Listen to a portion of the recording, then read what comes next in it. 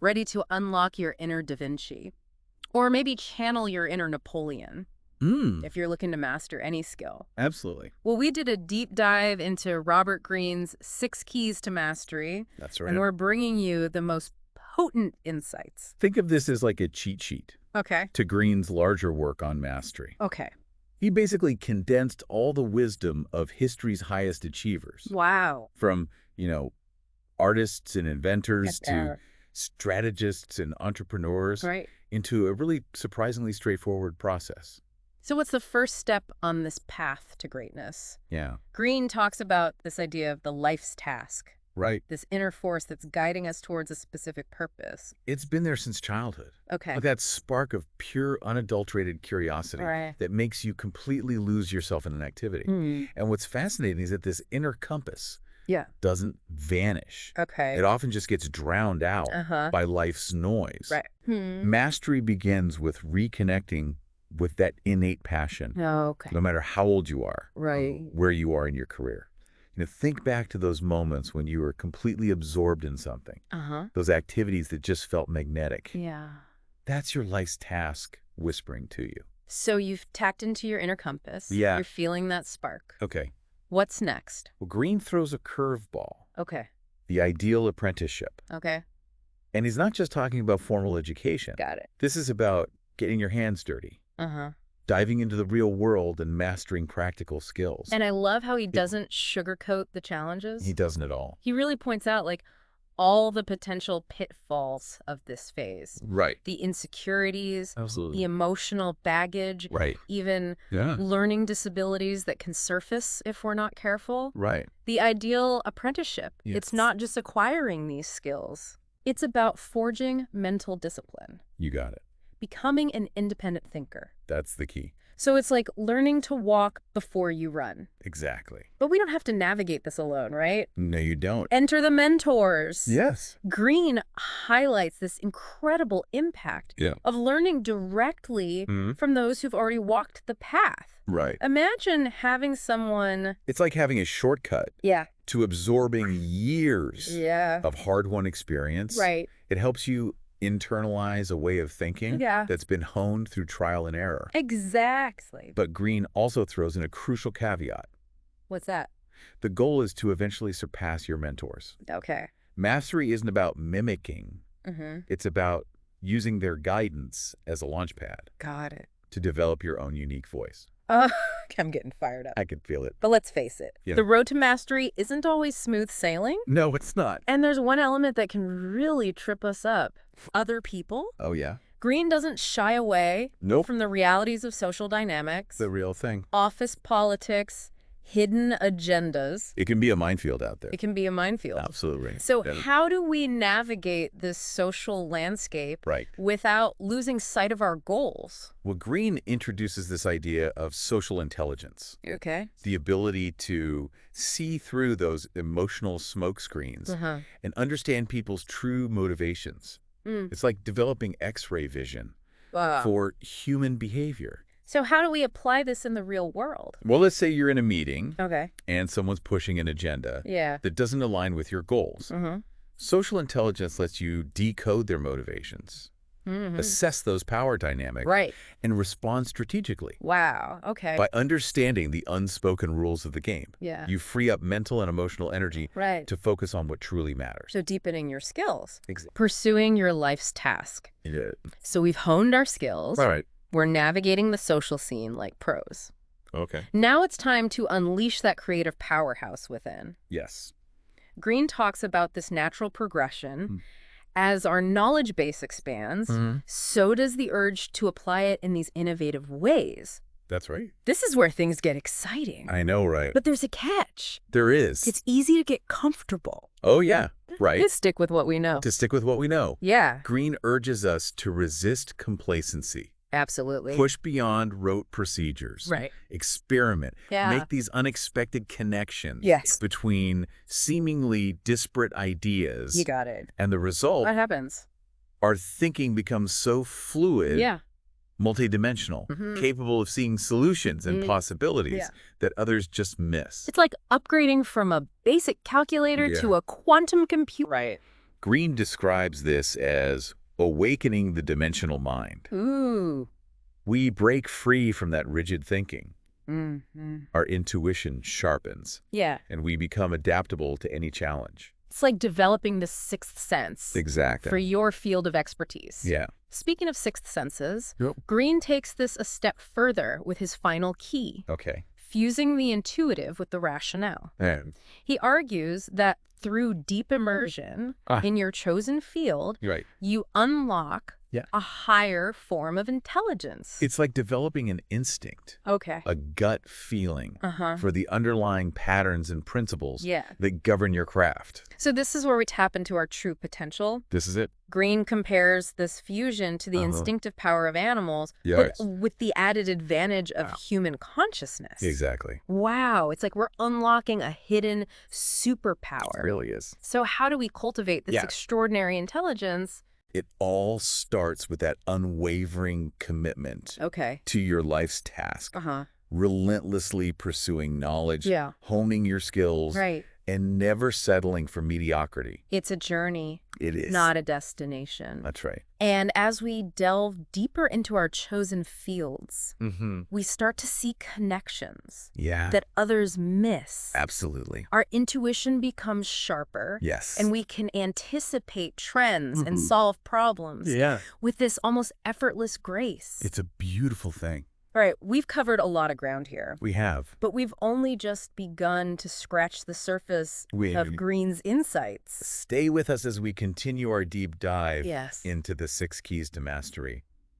So we've laid the groundwork for mastery. We have. Identifying our life's task, embracing the ideal apprenticeship, finding mentors, sharpening our social intelligence. Okay. But I have to ask, what about those inevitable bumps in the road? You know, the path to mastery isn't a straight line. No. There will be detours, roadblocks, setbacks. Green doesn't sugarcoat that. He doesn't. No. Those setbacks can feel like major blows. They can. But Green offers this fresh perspective. Okay. He sees failures not as roadblocks, but as invaluable feedback. Exactly. Failures force us to reevaluate. You do. Reevaluate our strategies. Yeah. Pinpoint weaknesses, and ultimately refine our skills. That's right. They're not the enemy. No. They're part of the process. They are. It's like that saying, we learn more from our failures than from our successes. Absolutely. But it's easy to lose steam when things don't go as planned. Sure. So how do we stay motivated in the face of challenges? That's where that deep connection to your life's task comes in, when you're genuinely passionate about what you're doing. Those obstacles become opportunities for growth, not reasons to quit. So it's that inner fire It is. that fuels us when things get tough. It does. But let's be real. Okay. Not every day is going to feel like this magical journey of self-discovery. Right. There will be mundane tasks, routines, maybe even some boredom. Yeah. How do we push through those less than inspiring phases? That's where discipline okay. and a solid work ethic come in. Got it. Remember, mastery isn't built on inspiration alone. Right. It's built on consistent effort. Yeah. Even when it's not glamorous. Exactly. Think of it like building a muscle. Okay. You don't see results overnight. Right. But with consistent training, you gradually become stronger, more capable. Right. It's the same with mastery. Okay. So we've got the mindset, All right. the discipline, the passion. Yeah. But what about the actual learning process? Are there any specific strategies Green recommends There are. for absorbing knowledge and skills effectively? One technique he emphasizes is deep observation. Okay. It's about paying attention to those subtleties, Okay. studying the masters in your field, Right. immersing yourself Yeah. in the nuances of your craft. It's like that Sherlock Holmes quote. What's that? You see, but you do not observe. Oh, yeah, I like that. Going beyond this passive absorption, Right. actively engaging with the information we're taking in. You got it. And don't be afraid to ask questions. No. Curiosity is a powerful engine for learning. Absolutely. Challenge assumptions. Yeah. Seek out diverse perspectives. Never stop exploring. That's right. Now, all of this is great in theory, It is. But it helps to see how these principles play out in the real world. Absolutely. And Green uses these captivating examples of masters from diverse fields, artists, scientists, entrepreneurs, even military strategists. That's right. One example that springs to mind is Leonardo da Vinci. Oh, yeah. He was a master of so many disciplines. I know, right? Painting, sculpture, engineering, anatomy. Yeah. And his insatiable curiosity drove him to constantly experiment and push the boundaries of knowledge. He was the quintessential Renaissance man. He was. His notebooks are filled with sketches, observations, ideas that span an incredible range of subjects. Talk about a dimensional mind. Talk about it. Another compelling example is Benjamin Franklin. Oh, yeah. A self-taught polymath who excelled in science, politics, diplomacy, and writing. That's right. He seems like the living embodiment of Green's principles. He was constantly learning, experimenting, applying his knowledge to solve real-world problems. He was a fascinating guy. And what's striking about both Da Vinci and Franklin is that they weren't afraid to challenge conventional wisdom. They forged their own paths, trusting their intuition, constantly seeking ways to improve their craft. That's the key. So it's not just about mastering existing knowledge. It's about pushing the boundaries, innovating, and leaving your own unique mark on the world. That's right. This begs the question. What's that? How do we know when we've achieved mastery? Right. Is there a specific milestone, a certificate, a black belt we receive? Green suggests that true mastery is an ongoing process, a lifelong pursuit of excellence. Okay. It's not about reaching a fixed destination, but about constantly striving to refine your skills, expand your understanding.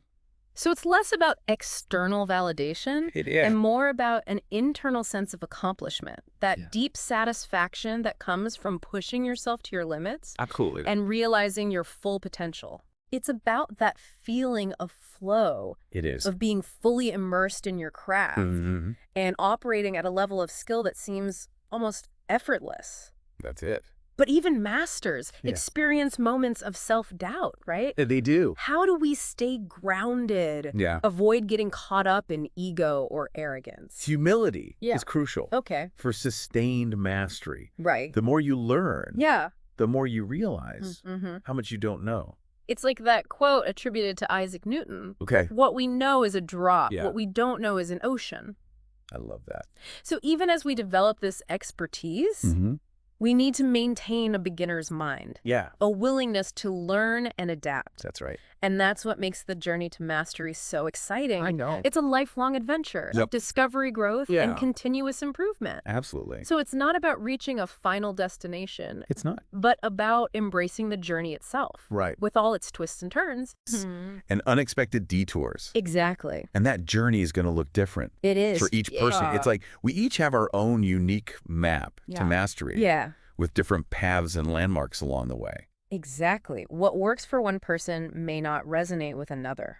Right. That's why it's so crucial to experiment, to explore different approaches and techniques. To find what truly sparks your passion. Aligns with your strengths. Exactly. So it's not about following this rigid formula. It's about discovering your own personal path to excellence. You got it. And as you try different approaches, as you learn from various mentors, you'll start to develop your own style, your own signature way of approaching your craft. It's about embracing your individuality.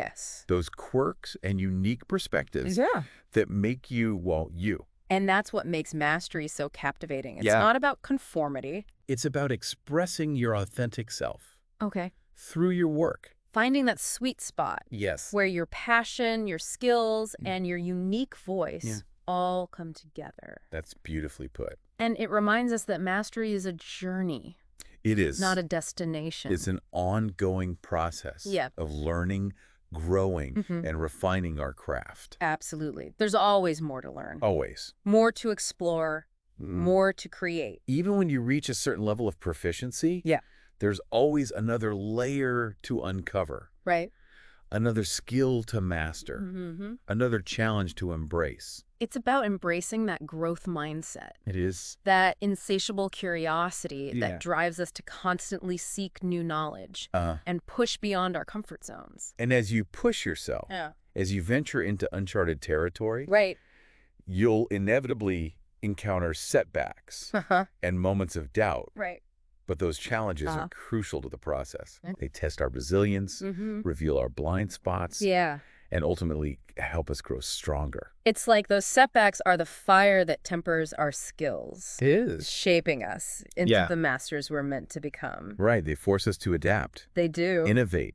And find creative solutions to unforeseen problems. Think of it like a blacksmith.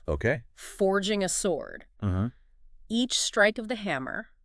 Each exposure to intense heat strengthens and refines the metal, transforming it into a weapon of remarkable power and beauty.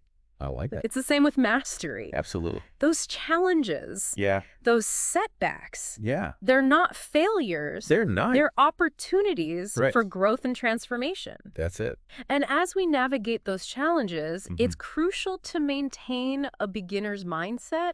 Even as we gain expertise, we should never lose that sense of curiosity. That eagerness to learn and explore new ideas. Absolutely. There's always something new to discover. Always. Always another level to reach. And that's what makes the journey to mastery so exhilarating. It really is. It's a lifelong adventure of learning, growth, and self-discovery. It's about constantly pushing ourselves to become better, to expand our understanding, to create something truly remarkable. You got it.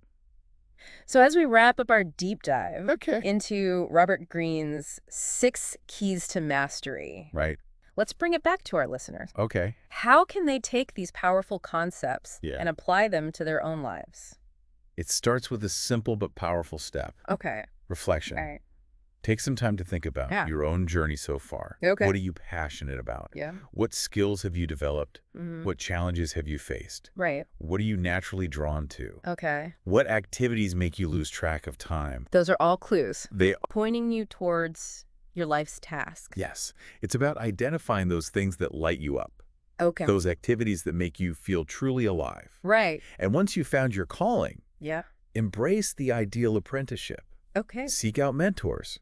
Immerse yourself in your field. And dedicate yourself to developing those essential skills. And remember, mastery isn't about achieving some unattainable perfection. It's not.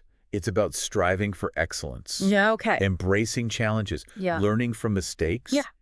And constantly pushing yourself to grow. It's about that continuous evolution. It is. That dedication to becoming the best version of yourself. And remember, you don't have to walk this path alone. Surround yourself with a supportive community. Connect with mentors who inspire you. Draw strength from the stories of other masters. Find inspiration from those who have walked the path before you. Absolutely. And find those kindred spirits who can cheer you on and challenge you to reach new heights. Now, as a final thought to leave you with, consider this quote from Nietzsche that Greene includes in the book. Genius, too, does nothing but learn first how to lay bricks, then how to build. What are the bricks you need to lay in order to build your own path to mastery? What are those foundational skills, those habits, those core values that will form the foundation of your success? That's a powerful question to reflect on. It is. And as you consider those essential building blocks, remember that mastery is a journey, not a destination. That's right. Embrace the process, stay curious, and never stop striving to become the best version of yourself. We encourage you to explore Robert Greene's 6 Keys to Mastery further and discover how you can unlock your own potential for greatness. Until next time. Yes. Keep diving deep.